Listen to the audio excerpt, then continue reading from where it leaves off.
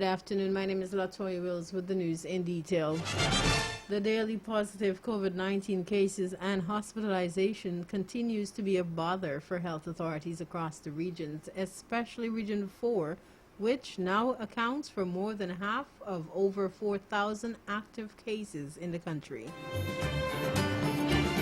During his daily COVID-19 update today, Health Minister Dr. Frank Anthony explained that while in some regions there are only specific areas with new infections, the situation is different in Region 4 as every community in the region continues to see new cases emerging daily.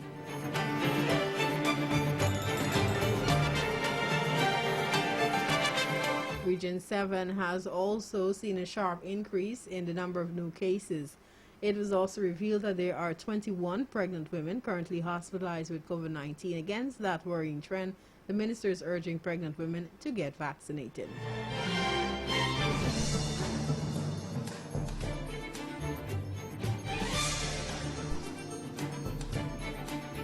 The government of Venezuela has rejected President Irfan Ali's account of the border controversy as misrepresentations and has now issued a call on Guyana to abandon its case from the ICJ.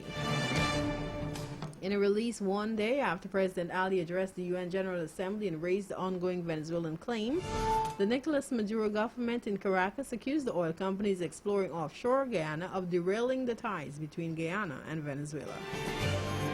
Guyana's position is that the dispute was settled way back in 1899. Although Venezuela said it's committed to having the matter resolved in the best interest of both countries, it continues to lay claim to Guyana's Essequibo region.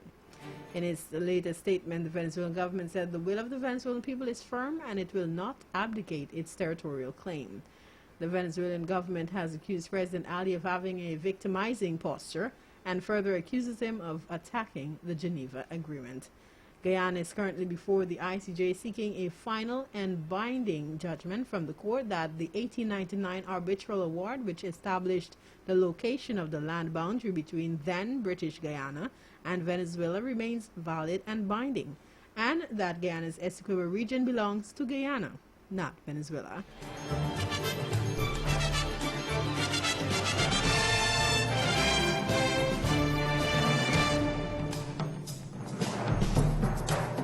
A Chinese technology executive held in Canada on U.S. fraud charges could be freed as early as Friday after prosecutors said an extradition request against her would be dropped. Meng Wanzhou, chief financial officer of Huawei, was detained in December 2018 at the request of the United States. The two sides agreed to eventually drop all the charges against Meng. The case sparked an international row, straining China's relations with the U.S. and Canada. It has been the subject of intense negotiations between U.S. and Chinese diplomats.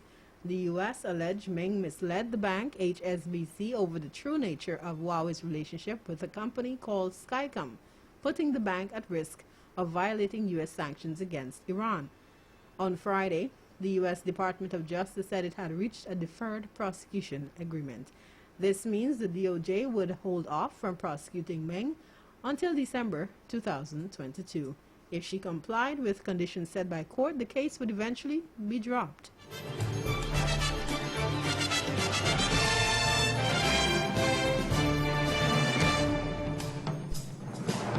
In sports, Dwayne Bravo delivered the goods with the ball as Chennai Super Kings CSK beat Royal Challengers Bangalore RCB in match 35 of the Vivo IPL 2021 at the Sharjah Cricket Stadium Friday. Needing 157 runs to win, CSK chased down the target in 18.1 overs with 6 wickets in hand and pocketed 2 more points.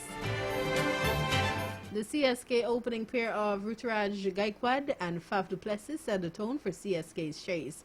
The two went about their business in some style, cashing in on every scoring opportunity, guiding CSK to 59-0 after 6 overs. But their opening stand was broken in the 9th over as RCB captain Virat Kohli took a stunning diving catch as Chahal dismissed Gaikwad. In the next over, Glenn Maxwell gave RCB their second success with the ball as Navdeep Saini completed the catch to get du Plessis out. That is the news at this time. Special credits to News Source Guyana, Newsroom, and BBC. For these stories and more, visit realfmgy.com.